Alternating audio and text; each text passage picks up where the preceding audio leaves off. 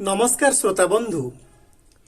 आज प्राय 15 दिन अंतराल परे मु आपण मानक पे नहीं आसी एक सुंदर सनेट। तेबे चलंतु सुनिबा कवितार शीर्षक अभूला तिथिर ना। जो तिथि को भूली हुएनी, पासोरी हुएनी, बारंबार हेजिबा को इच्छा हुए अपासरा तिथिर कविता अभूला तिथिर ना। कवितार शीर्षक अभूला तिथिर ना। पासोरिनी अधिवर्ष 92 सन भूलिबी केमिति धारा श्रावणर दिन। श्रवणरे कर्णपाती कृष्ण अष्टमी को आहुरी शुणिछि आद्य क्रंदन कथा को। आहुरी शुणिछि आद्य क्रंदन कथा को। पासोरिनी अधिवर्ष। तेबे मु एठी मोर जन्मवर्ष कथा कहिछि। से तिथि को आज पासोरिनी अधिवर्ष। सेथर अधिवर्ष होइथिला माने फेब्रुआरी मासटी 29 दिन होइथिला। पासोरिनी अधिवर्ष 92 सन होइथिला 1992 मसिया। पासोरिनी अधिवर्ष 92 सन भूलिबी केमिति धारा श्रावणर दिन। श्रावण मास रे मोर जन्म। श्रवणरे कर्णपाती कृष्ण अष्टमी को। कृष्ण अष्टमी रे मोर जन्म जहाँ मु शुणिछि। आहुरी शुणिछि आद्य क्रंदन कथा को। आहुरी शुणिछि आद्य क्रंदन कथा को। तेबे सेई तिथि को मु आज पर्यंत भूली नहीं। तेबे द्वितीय पंक्ति आउ केउ तिथि को मु भूली नहीं। मो विवाह तिथि को मु भूली नहीं। माघ शुक्ल तृतीया को हेजुअछि मने। अरे भाई माघ शुक्ल तृतीया को हेजुअछि मने। सेही 14/2/21 दिने क्षमी भी मु सर्वद्वश करिण शपथ। लोड़ीथिली चालिबाकू जीवनर पथ। लोड़ीथिली चालिबाकू जीवनर पथ। माघ शुक्ल तृतीया मु विवाह करिथिली। से दिन को आज मध्य मने मने हेजुछि।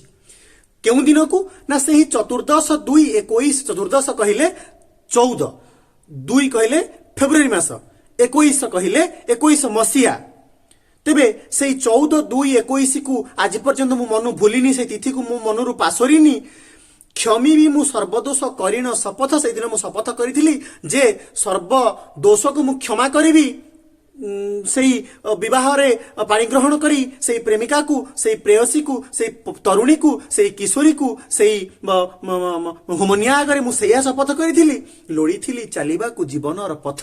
जीवनर पथ साथी होया पई जीवनर साथीटे मु बाछिथिली। से दिन बाहा होइथिली। से दिन बा मोर विवाह संपन्न होइथिला। से दिन तेबे सेई तिथि को मध्य मु भूली नाही, पासोरी नाही। सेई तिथि मोर आज मन रे मध्य अभूला होई रही आछि। तेबे आउ केउ तिथि को मु भूली नाही ना। जो दिन मु पतिरु पिता होइथिली सेई तिथि को मु भूली नहीं। रवि सोम कसणान्ते मानस मंगल। 2 दिन कष्ट पाइथिलु आमे समस्ते। रवि सोम 2 दिन कसणान्ते। कषण कहले कष्ट। कष्टर अंतरे मानस मंगल। मनरे मंगलर घंटी बाजी उठिथिला। से दिन मंगल 12 मध्य थिला। शुभ समय 15:07 सकाळ। सकाळ 7:15 समय होइथिला। तुला राशि संगे तिथि कृष्ण त्रयोदशी।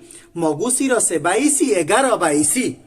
तेबे तार जो जन्म होइथिला जो पुत्र संतानटी तार राशि होइथिला तुला एवं तिथि थिला कृष्ण त्रयोदशी। सेई तिथि को मु मध्य भूली नहीं।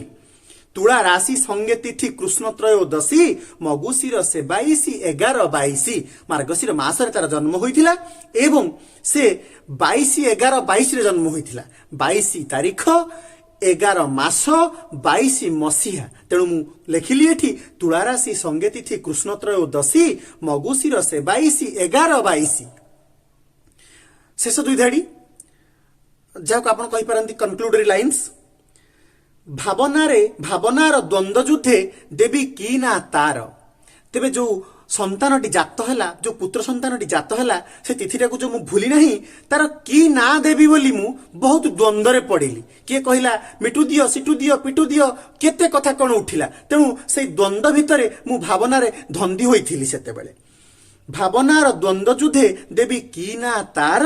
अभिनव देलिना अभूला तिथिर। अभिनव देलिना अभूला तिथिर। अभिनव देलिना अभूला तिथिर। तेबे से जो अभूला तिथिटी मोर जन्म नहीं थिला से तिथिर नाटी मु अभिनव देइथिली। से संतानटीर ना मु अभिनव देइथिली।